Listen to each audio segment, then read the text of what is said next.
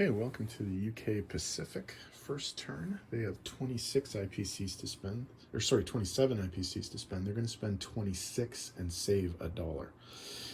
So they're going to buy 3 infantry for their Australia factory, and then a tank, an artillery, and a transport for their Calcutta factory. So I just have a few moves that I have set up here. There's not going to be any combat for the Pacific UK forces, but there is some non-combat move that's going. There are some non-combat moves that are going to happen. So the guy from West India is going to take Eastern Persia and make that UK Pacific territory. Also, an infantry and an artillery are going to load onto this transport and go with this cruiser to C-Zone 80 and offload in Persia, activating these two guys here. The destroyer in C-Zone 39 is going to move 3 spots over to C-Zone 56 off the coast of Australia. And then up here, one guy from India is going to move into West India. 3 guys and 2 anti-aircraft from India are going to move into Burma. And then 2 guys from Malaya are going to move up north into Shan State. The battleship in C-Zone 37 is going to move over to the coast of Australia here in C-Zone 54. All of the forces in New South Wales are going to move north into Queensland. The Australian destroyer in 62 is going to move up to 54. The New Zealand cruiser in 63 is going to move to 54. The 2 fighter planes from New Zealand are going to move over to Queensland.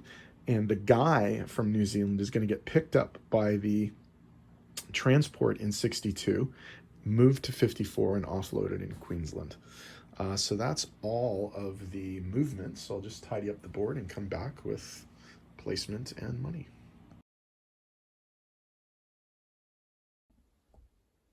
So sorry, one change to the movement. I forgot I was going to do this. Instead of the New Zealand infantry being dropped off in Queensland, it's going to sail north 1 C-Zone to C-Zone 46 and drop off in New Guinea. And the reason for this is so that once the UK Pacific is at war, the New Guinea guy can come over to Dutch New Guinea and start collecting the bonus for having a unit in Dutch territory. Okay, so in terms of placement of new units, we're going to put 3 infantry in New South Wales, and then we're going to put the remaining material into Calcutta. Okay, into India proper. So that's a tank, an artillery, and a new transport.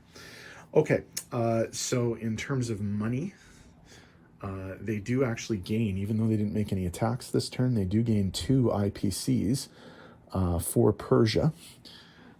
Nothing for Eastern Persia, although they do claim the territory. So in terms of the adjustments to the income tracker, they go from 27 to 29. Now they have no national objective bonuses yet because none of those activate until they're at war with Japan, but they do collect 29 IPCs, plus they saved 1 IPC, so they're going to start turn 2 with a very healthy 30 IPCs to spend. So that is the end. A rather uneventful turn 1 for the UK Pacific, but the Imperial Japanese forces are up next, so let's see what they do with all of that hardware. So Japan, turn 1, up next.